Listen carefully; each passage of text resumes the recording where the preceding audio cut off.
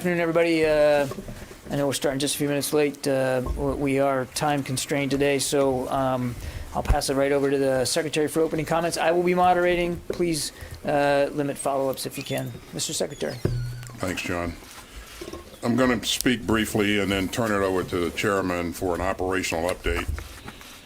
Let me start by saying that we remain laser focused right now on Hamid Karzai International Airport in Kabul, and on doing everything that we can to continue evacuating Americans, allies, Afghans who have worked alongside us, and also other courageous Afghans at special risk.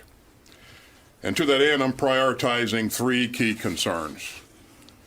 First, the safety and security of our people and the people that we're trying to evacuate.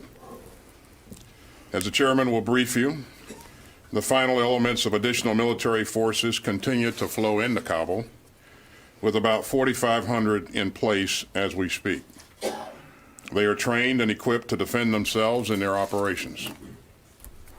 There have been no hostile interactions with the Taliban, and our lines of communication with Taliban commanders remain open, as they should be. My second focus is maintaining security at the airport itself. In concert with forces from our allies, our troops have set up defensive positions around the airport, and the airport is able to function safely. Now, we don't take this for granted, and I continue to be in daily contact with General McKenzie and commanders on the ground to make sure that they have what they need to keep it safe. My third area of focus, of course, is the pace, increasing the flow of aircraft and people out of Kabul. And we've flown out several thousand since the 15th of August, and our goal is to be able to increase our capacity every day going forward. And as we build out this capacity, we're working hand in glove with the State Department, which is leading the whole of government effort to notify and process American citizens who are leaving, and to urgently identify and process Afghan applicants as well. We've dispatched small military teams to two of the airport's gates to assist the State Department consular efforts as they evaluate and process individuals seeking entry. And we expect to be able to augment that capability in the coming days. This is truly a team effort across the interagency. And throughout all of this, our U.S. service members are making exceptional efforts under challenging circumstances and showing their humanity and their compassion. So I want to thank them for their skill and their professionalism. It's not lost on me that even as we conduct this very important mission, we also continue to help our fellow Americans deal with a new surge in the pandemic, and the citizens of Haiti deal with the aftermath of an earthquake.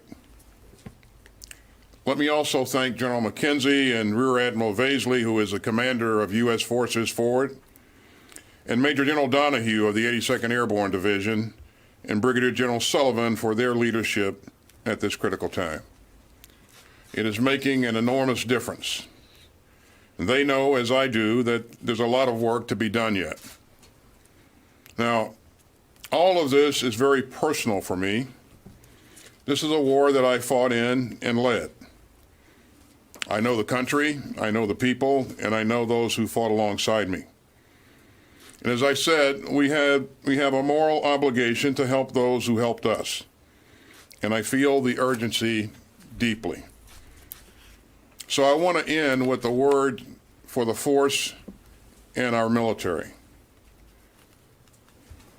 I know that these are difficult days for those who lost loved ones in Afghanistan and for those who carry the wounds of war. Especially now, we mourn those who made the ultimate sacrifice in Afghanistan. And let me say to their families and loved ones, our hearts are with you. And the U.S. military stands as one to honor those we've lost. Now, Afghan war veterans aren't some monolith. I'm hearing strong views from all sides on this issue, and that's probably the way that it should be. What's important is that each of us will work our way through this in our own way. And we need to respect that, and we need to give one another the time and space to help do it. Our greatest asset as a nation is the extraordinary men and women who volunteer to keep us all safe and their families. We honor your service, we understand your sacrifice, and we will never forget it. And so with that, I'm going to turn it over to General Milley, who can talk about where we stand operationally.